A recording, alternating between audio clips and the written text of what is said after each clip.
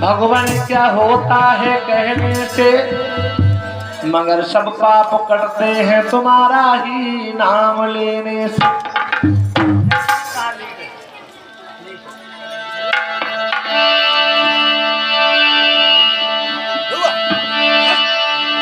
शब्द आंसू बहाने के दिखलाए नहीं जाते हैं, जिगर में दर्द होता तो आंसू आए ही जाते हैं।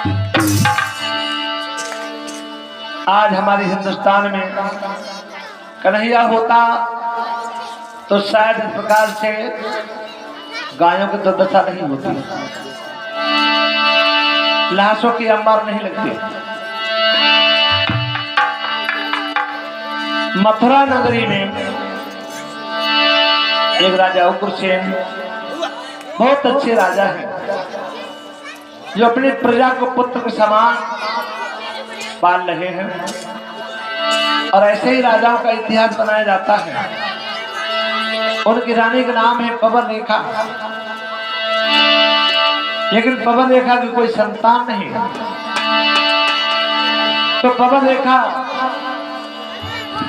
अपने पिया से कहने लगी थी, महाराज आपसे एक इजाजत चाहती हूँ कि मैं जंगल में चली जाऊं, संत महात्मा को दर्शन करें, हमारा जीवन सफल हो जाए, उनसे आशीर्वाद मिल जाए। महाराज उग्रसेन कहने लगे, बार बार हमसे क्या पूछ रही हो? अरे जाओ, कुछ सखियों को साथ लेकर के जाओ और रथ में बैठ के जाओ। क्योंकि पवन रेखा ने कहा, मेरो अंगना में मनो नहीं लगे रे ओ है, कहूँ ढोल आवे।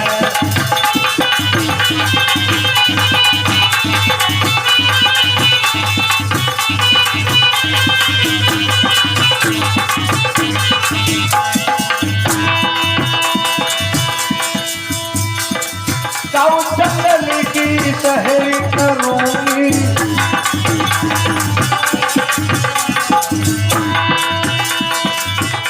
जंगल की सहरी करूंगी, आने दुनिया सामने कौन आवे ना तो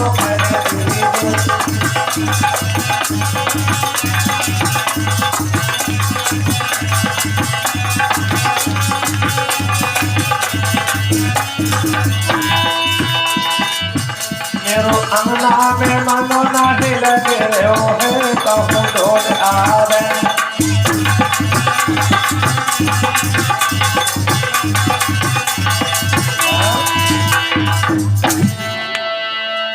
आपको बुरा तो नहीं लग रहा है? मैं जंगल में जाना चाहती हूँ। महाराज कहने लगे, अरे ये तो प्रभु की लीला है, उनकी कृपा के सामने हमारे यहाँ भी कुछ नहीं चल सकती। उनकी कृपा हो जाए, पांडव कौरव जैसी संतान पैदा हो, उनकी माया से हिरण्य गर्भाधान पैदा हो जाए। अरे उनकी माया के सामने हमारे यहाँ की क्या चल सकती है? हिरण्य गर्भाधान हो जाए। जब नहीं मान रही हो तो चली जाओ। पवन रेखा रथ में बैठ करके चली है, और जंगल में जब पहुंची, जंगल की कला देखी, उमंग में आ गई, अपने को नहीं रोक सकी और रथ से कूद कर बाहर खड़ी हुई।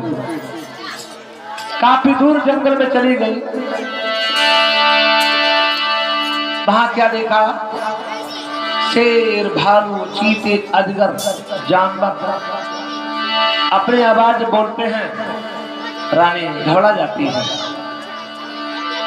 आवाज लगाने लगी, मुझे बचाओ, शेर खाया जा रहा है, भालू खाया जा रहा है, मुझे बचाओ बचाओ।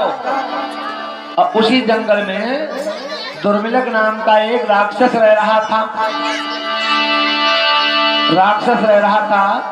उसने माया से उग्रसेन का रूप बनाया और सामने आ गया और कहने लगा,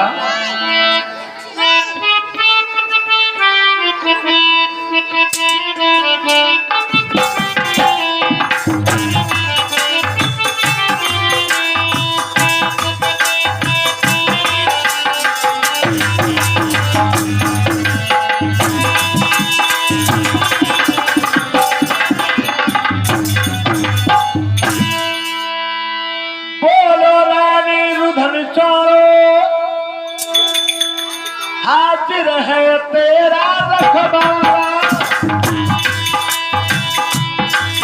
हाजिर है तेरा रखवाला, मेरे आगे तुझको देखे कौन है पहचान वाला।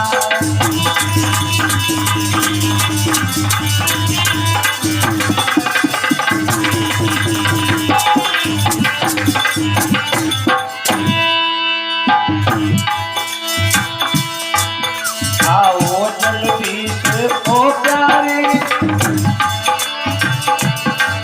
कोई आए जाए ना पता नहीं कहीं,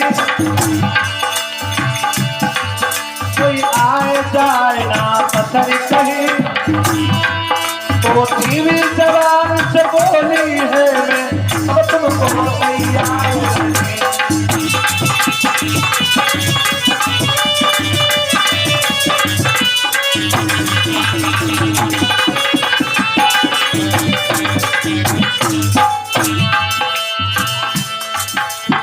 मैं हर समय तुमको तैयार रहती हूँ, लेकिन एक बात का ध्यान रखना, गोस्वामी तुलसीदास जी ने रामायण में लिखा है कि दिन में पशु पक्षी संभोग करते हैं, मानव को चोला पाकर वेदों में इजाजत नहीं लिखी है। राक्षस कहने का तुम पतिव्रता बनती हो, हमारे कहने का पालन नहीं करती, धोखे से बानी चिन करो संग संग, तुरंत हुई रहो अंत में पापा भी बतइयो।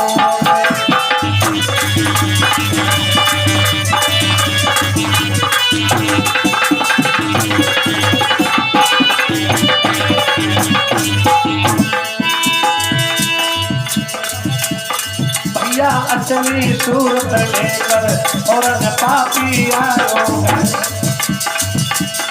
भैया असली सूरत लेकर और न पापी आयो है।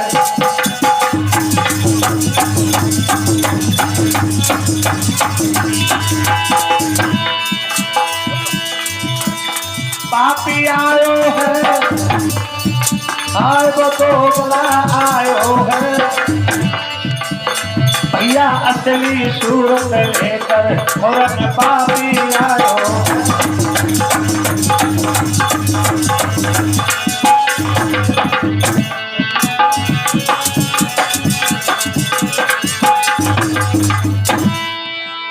अंत में अपने रूप में आ गया। पवन रेखा ने देखा, अरे नीच, तूने मेरा पतिव्रता धर्म नष्ट कर दिया, नहीं तो वो तुझे श्राप देती तो भस्म हो जाता। गालियां दे रहे थे, राक्षस कहने लगा गालियां दे रही हो, मैंने देखा तुम्हारे कोई संतान नहीं, संतान होगी और ऐसी संतान नहीं, ऐसी संतान होगी राजा बनेगा, उसके भय से संसार कांपेगा और परमात्मा के हाथों से मारा जाएगा। राक्षस चला गया और पवन रेखा वहां से चल के सखियों में आ गई और कहने बहना चलो। जंगल में एक बानर आया, उसने हमारे श्रृंगार को बिगाड़ दिया, सुंदरिया फाड़ लिया, चला गया है, चलो बहना। और पवन रेखा महलों में आ गई। धीरे धीरे समय आ रहा है, 9 मास पूरे होते हैं। जब बच्चा पैदा हुआ है, जानते हो, देखिए बच्चे के पैदा होते ही आंधी तूफान बचाने लगी, आंधी तूफान बचाने लगी, भैया तो फिर टूटा पर महाप्रलय की आने लगी।